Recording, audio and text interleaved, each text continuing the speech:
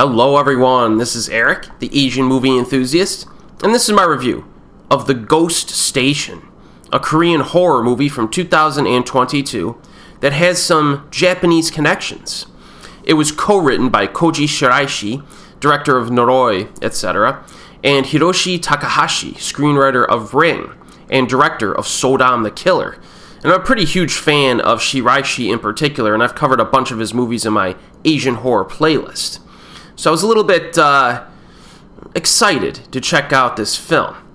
Now, the following plot synopsis was taken from the Blood Brothers website, subsequent to an opening paragraph that talks about those Japanese ghost films that came out back in the day. At least a lot of them did.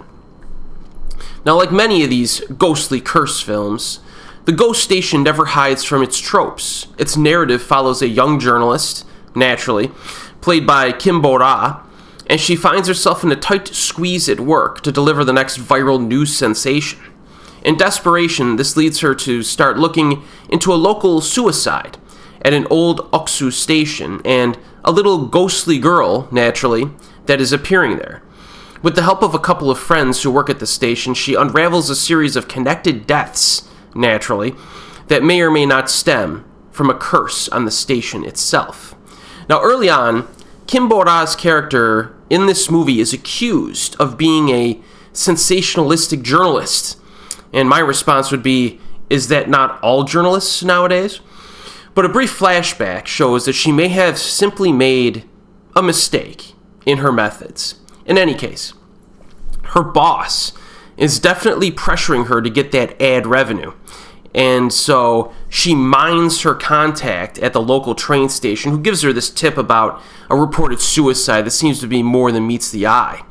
Now, her damaged reputation within this company becomes a sub-theme of the movie, which does result in a few interesting situations where maybe she does the right thing, but circumstances result in everyone thinking that she made up the story. But it's not handled with that much depth, really, and the constant discussions at work do become rather dull after a while. Kim Bo-ra gives a good performance, but her character is, I would say, merely decent. The lead actor is a young guy who is extremely boring to watch. No personality at all, and he adds nothing to the film. Now, in terms of the story itself, there is a bit too much generic dialogue and not enough horror set pieces. And I understand our protagonist is a journalist, but overall the investigation element is not especially compelling in this one. This really started to lose me during the final half hour, which should be time for a crescendo, right? But it was just kind of boring instead. The final scene isn't even horrific, at least in terms of tone. And also it's very easily accomplished by our protagonist. So easily accomplished, in fact, that it feels like a trivial event to end the movie. It's very odd. So The Ghost Station does have an old school feel to it, a little bit. And by old school, I mean early 2000s Asian horror. It relies on urban legends, slightly cheesy scare tactics that come off as more spooky than terrifying, and other things. But the opening credits were pretty effective, with the camera slowly moving through train tunnels at the backdrop of ominous music. Then we get our first brief scare tactic. It's a young guy waiting at the subway station late at night. He's alone with the exception of a woman who's acting very drunk, but then she begins to commit disturbing acts, and then, as you might expect, one of them meets a grisly end. And it was a pretty good setup scene. It was a pretty good starting scene. I liked it. After the opening, the atmosphere is pretty generic, and there are patches of dullness here. Very little in terms of visual flair, and the color palette is very bland. Everything's just blandly shot. Around 30 minutes in, they toss in the most cliche Asian horror tropes you've ever seen, and they continue to toss in more cliched elements afterward. They even used very specific wording that had me rolling my eyes.